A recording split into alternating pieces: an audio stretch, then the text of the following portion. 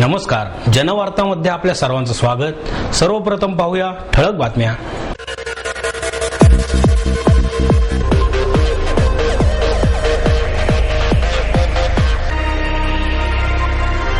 राष्ट्रकुल स्पर्धेच्या घोटाळा प्रकरणी सुरेश कलमाडी यांचे खासगी सचिव शेखर देवरुखकर यांना अटक। शून्य प्रलंबितता राज्यात राबवण्याची गरज आहे, ज्येष्ठ समाजसेवक अण्णा हजारे यांचं प्रतिपादन। जर्मन बेकरी बॉम्बस्फोटात मरण पावलेल्यांना शिवसेना पुणे शहर शाखेच्या वतीने श्रद्धांजली। मिळकत करातील कर सवलत कायम ठेवत मागील वर्षीच्याच दराने कर आकारणी करण्याचा महापालिकेच्या खास सभेत एकमताने निर्णय। बाणेर परिसरात बॉम्बच्या अफवेने शहरात पसरली घबराहट। राष्ट्रकुल घोटाळा प्रकरणी सीबीआयने सुरेश कलमाडी यांचे खासगी सचिव शेखर देवरुखकर यांना अटक केली। त्याला विशेष न्यायाधीश एस सरदेसाई यांनी सोमवारी सकाळी 11 वाजण्यापूर्वी दिल्ली येथील सीबीआयच्या न्यायालयामध्ये हजर करण्याचे आदेश दिले। सीबीआयने 24 डिसेंबर 2010 रोजी कलमाडी यांच्या पुणे आणि दिल्ली येथील घरांवर छापे घातले होते। त्यावेळी तेथून राष्ट्रकुल स्पर्धेसंबंधात अनेक महत्त्वाची कागदपत्रे जप्त करण्यात आली होती। याचवेळी राष्ट्रकुल स्पर्धेतील गैरव्यवहाराशी शेखर देवरुखकरचा संबंध असल्याचे पुरावे सीबीआयला मिळाले होते। त्यानुसार 5 जानेवारी रोजी देवरुखकर विरुद्ध दिल्ली न्यायालयात गुन्हा दाखल करण्यात आला होता। त्याच्या विरुद्ध भादवी कलम 420 आणि 120 ब अन्वये गुन्हा दाखल करण्यात आला होता। त्यानंतर आज सीबीआयचे अधिकारी राजसिंग यांच्या पथकाने देवरुखकर याला त्याच्या कोथरूडमधील घरातून अटक केली। दिल्लीच्या राष्ट्रकुल स्पर्धेच्या आयोजनामध्ये करोडो रुपयांचा गैरव्यवहार प्रकरणाची चौकशी सीबीआय मार्फत करण्यात येत आहे। राष्ट्रकुल स्पर्धेच्या विविध कामांकरता मेरोफॉर्म India private limited, Pico Deepali overlays consortium, Indo consortium या कंपन्यांना जादा दराने कॉन्ट्रॅक्ट्स देण्यात आली होती। राष्ट्रकुल स्पर्धेच्या संयोजन समितीचे महासंचालक व्ही.के. वर्मा आणि अन्य पदाधिकाऱ्यांनी उपरोक्त कंपन्यांशी संगनमत करून गुन्हेगारी स्वरूपाचा कट रचल्याचा आरोप आहे। त्यामध्ये प्रचंड रकमेचा गैरव्यवहार झाल्याचे सीबीआयच्या चौकशीत निष्पन्न झाल्याने त्या संदर्भात देवरुखकर यांच्या विरुद्धही गुन्हा दाखल करण्यात आला आहे। सीबीआयचे वकील आयुब पठाण यांनी देवरुखकर याला दिल्लीच्या न्यायालयामध्ये हजर करण्यासाठी 3 दिवसांची हस्तांतरण कोठडी देण्याची मागणी केली। न्यायालयाने सोमवारपर्यंत आरोपीला दिल्लीच्या न्यायालयामध्ये हजर करण्याचा आदेश दिला आहे।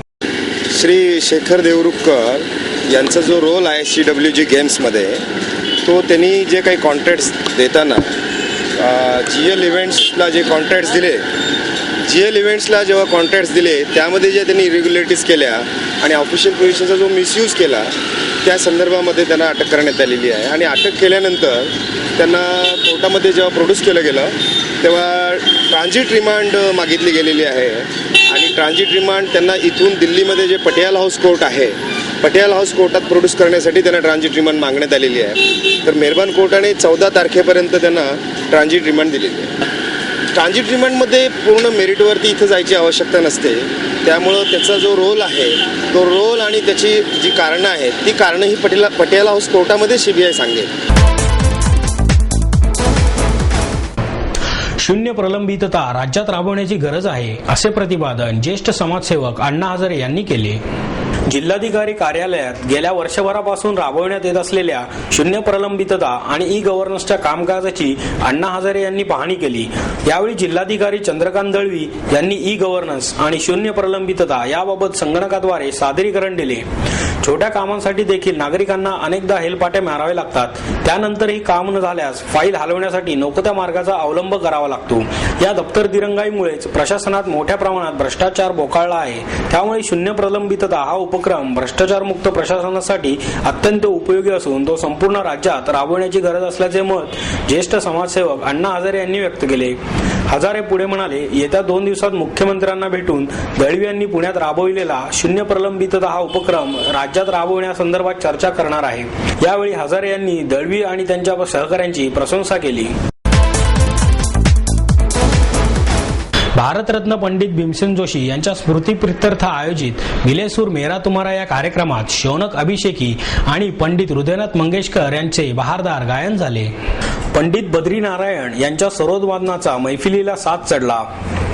महापालिकेच्या वतीने भारतरत्न पंडित भीमसेन जोशी यांच्या स्मृतीप्रित्यर्थ संगीत महोत्सवाचे आयोजन करण्यात आले. सहकार नगर भागातील वसंतराव बागुल उद्यानात आयोजित कार्यक्रमास रसिकांनी मोठी गर्दी केली. प्रारंभी शौनक अभिषेकी यांनी राग श्याम कल्याणने सुरुवात केली. त्यानंतर ठुमरी चंचलनार, चंचलनार दुधारी कटारिया चंचलनार आणि सगुणते झाले धन्य करू दे मन हरपले हे भजन सादर केले. त्यांना चारुदत्त फडके, उदय कुलकर्णी, मृदुला तांबे, ज्ञानेश्वर पंडित, निलेश पांडे, माऊली टाकळकर यांनी साथ संगत केली. पंडित हृदयनाथ मंगेशकर यांनी भावसरगम हा कार्यक्रम सादर केला. मागे उभा मंगेश, मोगरा फुलला, तू तेव्हा तशी या गाण्यांनी रसिकांची मने जिंकली.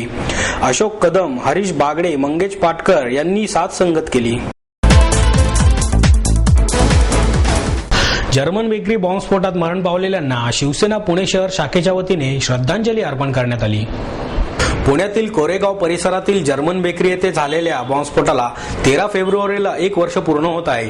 या पार्श्वभूमीवर शिवसेनेच्या पुणे शहर शाखेच्या वतीने जर्मन बेकरीच्या स्फोटात मरण पावलेल्यांना श्रद्धांजली अर्पण करण्यात आली. यावेळी आमदार नीलम गोरे, नाना वाडेकर यांच्यासह शिवसेनेचे अनेक पदाधिकारी आणि कार्यकर्ते उपस्थित होते. यांच्यासह येथील स्थानिक नागरिकांनीही श्रद्धांजली अर्पण केली. यावेळी बोलताना आमदार नीलम गोरे म्हणाल्या, मागील वर्षी झालेली ही बॉम्बस्फोटाची घटना अत्यंत दुर्दैवी आहे. या बॉम्बस्फोटात मरण पावलेल्यांना आणि जखमींना अजूनही शासनाकडून मदत मिळाली नाही. त्यांच्यासाठी विधिमंडळात आवाज उठवून लवकरात लवकर मदत मिळवून देण्यासाठी प्रयत्न करणार असल्याचेही त्यांनी सांगितले. मिळकत करातील कर सवलत कायम ठेवत मागील वर्षीच्याच दराने कर आकारणी करण्याचा निर्णय महापालिकेच्या खास सभेत एकमताने घेण्यात आला. तर स्थायी समितीने मान्यता दिल्याप्रमाणे सोन्यावरील जकात 3% आणि चांदीवरील जकात 1% दराने आकारण्याच्या निर्णयास सर्व पक्षांनी एकमताने मान्यता दिली. महापालिकेच्या 2011 आणि 12च्या अंदाजपत्रकात प्रशासनाने उत्पन्न वाढीसाठी निवासी मिळकत करातील सवलती रद्द करण्यासह मिळकतीच्या इतर करात वाढीचा आणि सोन्यावरील जकात 3%, चांदीची 1% आणि जीवनावश्यक वस्तूंना जकात लावण्याचा प्रस्ताव स्थायी पुढे ठेवला होता. मात्र स्थायीने मिळकत करातील सवलत रद्द करण्याचा प्रस्ताव दप्तरी दाखल करीत मिळकतीतील इतर करवाढीचा प्रस्ताव फेटाळला होता. महापालिकेच्या खास सभेत सोन्या चांदीच्या जकात वाढीचा निर्णयास सर्व पक्षांनी एकत्रित पाठिंबा देत या प्रस्तावाला मान्यता दिली. निवासी मिळकतीस देण्यात येणारी 40% आणि देखभाल दुरुस्तीसाठी 15% सवलत आणि मिळकत कराचे दर 2011 आणि 12 वर्षासाठी कायम ठेवण्यास एकमताने मान्यता दिली. या निर्णयाबद्दल सभागृह नेते निलेश निकम यांनी काँग्रेस राष्ट्रवादी आघाडीने पुणेकरांवर कुठलाही बोजा न वाढवता कर आकारणीस मंजुरी दिली आहे. त्यामुळे ही जकात वसुली करणे हे प्रशासनाचे कर्तव्य असल्याचे त्यांनी सांगितले. विरोधी पक्षनेते आबा बागुल यांनी पुणेकरांवर कुठलीही करवाढ केली नसल्याचे सांगितले. शिवसेनेचे गटनेते श्याम देशपांडे यांनी मात्र निवडणुका डोळ्यांसमोर ठेवून काँग्रेस राष्ट्रवादीला आम आदमीचा साक्षात्कार झाल्याची टीका केली. बाणेर परिसरातील बॉम्बच्या अफवेने शहरात घबराट पसरली. बाणेर रस्त्यावरील कपिल क्लासिक नावाच्या एका इमारतीमध्ये सकाळी 9:30च्या सुमारास ती बॅग सापडली. त्यानंतर दुपारी सुमारे 12 वाजेपर्यंत या परिसरात प्रचंड दहशत पसरली होती. इमारतीच्या बेसमेंटमध्ये एक बॅग पडली असून तिच्यातून काही वायरी बाहेर डोकावत असल्याचे कोणीतरी सोसायटीच्या रखवालदाराला सांगितले. रखवालदाराने तातडीने तिकडे धाव घेऊन खात्री केली आणि लागलीच पोलीस नियंत्रण कक्षात ही बाब कळवण्यात आली. नियंत्रण कक्षातून बॉम्ब शोधक आणि नाशक पथकाला याची माहिती देण्यात आल्यानंतर पथकातील सर्व कर्मचारी आणि अधिकारी आपल्या आयुधांसह घटनास्थळी दाखल झाले. बराच वेळ त्या बॅगेची तपासणी करूनही काय नेमके आहे त्याचा काहीही उलगडा होत नव्हता. ती वस्तू पॅन कार्ड क्लबच्या टेकडीवर नेण्यात आली. त्यानंतर त्या ठिकाणी त्या वस्तूचा स्फोट घडवून आणण्यात आला. स्फोट झाल्यानंतर सगळ्याच गोष्टींचा उलगडा झाला असे चतुशृंगी पोलीस ठाण्याचे पोलीस निरीक्षक भीमराव टिळे यांनी सांगितले. मकर संक्रांतीला पूजेसाठी वापरली जातात तशी 3 मडकी होती. त्या मडक्यांमध्ये एकामध्ये फटाक्याची दारू वापरली जाते ती दारू भरली होती, तर दुसऱ्यात लाल रंगाचे 2 फटाके होते आणि तिसरे मडके रिकामे होते. कोणीतरी दिवाळीत हा प्रयोग केला असण्याची शक्यता आहे असे त्यावरून उघड झाल्याचे बॉम्ब शोधक आणि नाशक पथकातील सूत्रांनी सांगितले. मी गाडी होत असताना आमच्या डेप्युटी मॅनेजरने मला फोन केला लवकर या म्हणून. मी आल्यानंतर मग ती बॅग निलेशने खाली ठेवली होती. मी आल्यानंतर ते कन्फर्म केले तर 3 हँड ग्रेनेड बनवले होते, त्याला काळे टेप वगैरे लावले होते आणि त्याला वाती आणि मग कन्फर्म झाल्यानंतर मी ही माणसं वगैरे सगळे फंगाफंग करून सगळं परत लांब केले. नंतर आमच्या सिक्युरिटी ऑफिसरला फोन केला, त्यानंतर पोलिसला फोन करून सगळे स्क्वॉड वगैरे मागवले आणि नंतर त्यांनी बॉम्ब डिस्पोज करून घेऊन गेले. संशयास्पद बॅग पडलेलं आहे. मग त्याच्यानंतर आम्ही गेलो त्या ठिकाणी. बॉम्ब स्क्वॉडचं पथक आलं. पथकाने खात्री करून ते निर्गुणिष्ठ ठिकाणी आणून खात्री केली, त्याची पाहिलं तर त्याच्यामध्ये मडके आहेत. 3 मडके संक्रांतीला जे वापरतात मातीचे मडके आहेत. तर त्या मडक्याला काळे सेलोटेप कव्हर केलेले आहे आणि आपल्या पिशवीमध्ये, कापडी पिशवीमध्ये ते गुंडाळून ठेवलेलं होतं. इथे निर्गुणिष्ठ ठिकाणी आणून ते बीडीएस पथकांनी डिस्पोजल केलेलं आहे. त्याच्यात कोणतीही संशयास्पद वस्तू वगैरे नव्हती. एक्सप्लोजन होतं, डिटोनेटर नव्हता, एक्सप्लोजन होतं. त्यामुळं तसं हे नाही त्याच्यामध्ये काय. बालरोग तज्ज्ञांनी नवजात शिशु आणि बालकांच्या आजाराची माहिती पालकांपर्यंत पोहोचवणे आवश्यक आहे, असे मत पद्मभूषण डॉक्टर KH संचेती यांनी व्यक्त केले. BJ वैद्यकीय महाविद्यालय आणि ससून रुग्णालयातील डॉक्टर मीनाक्षी नलबले भोसले लिखित बाळांचे आजार आणि शल्यचिकित्सा या पुस्तकाचे प्रकाशन डॉक्टर संचेती यांच्या हस्ते करण्यात आले.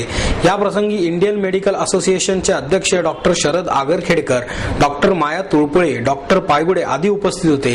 यावेळी संचेती म्हणाले, बालकांच्या आजारांविषयीची माहिती साध्या सोप्या भाषेत फक्त बालरोग तज्ज्ञच नाही तर सामान्य माणसाला समजेल अशा भाषेत देणारे प्रादेशिक भाषेतील हे पहिले पुस्तक आहे. डॉक्टर भोसले म्हणाल्या, बालकाच्या आजाराचे निदान झाल्यानंतर बालरोग तज्ज्ञाकडे बालके उशिरा दाखल होतात. त्यामुळे 30% बालके वाचवण्यात यश येते. मात्र बालकांना वेळेच बाल शल्य चिकित्सकाकडे पाठवण्यात आले तर 2/3 बालके वाचतील. प्रत्येक बाल शल्य चिकित्सकाने बालक आपले आहे असे समजून बालकांवर उपचार करावेत, असे आवाहन डॉक्टर भोसले यांनी यावेळी केले. महानगरपालिकेच्या 61व्या वर्धापन दिनानिमित्त संभाजी उद्यानात फुले, फळे आणि भाजीपाल्यांच्या प्रदर्शनाचे आयोजन करण्यात आले आहे. महापौर मोहनसिंग राजपाल यांच्या हस्ते या प्रदर्शनाचे उद्घाटन करण्यात आले. यावेळी माजी महापौर राजलक्ष्मी भोसले, वृक्ष प्राधिकरण सदस्य सुनीता मोरे उपस्थित होत्या. या प्रदर्शनात संत तुकारामांचे गाथा मंदिर, भक्तिशद्धी उद्यान, गाव आदी प्रतिकृती उभारून त्यांना विविध प्रकारच्या फुलांनी सजवण्यात आले आहे. याशिवाय विविध प्रकारच्या पुष्परचना, रांगोळ्या, फळं, बोन्साय वृक्ष आदींसह बागांसाठी लागणाऱ्या विविध वस्तू प्रदर्शनात मांडण्यात आल्या आहेत. हे प्रदर्शन 13 फेब्रुवारीपर्यंत सकाळी 9 ते रात्री 9 पर्यंत खुले राहणार आहे.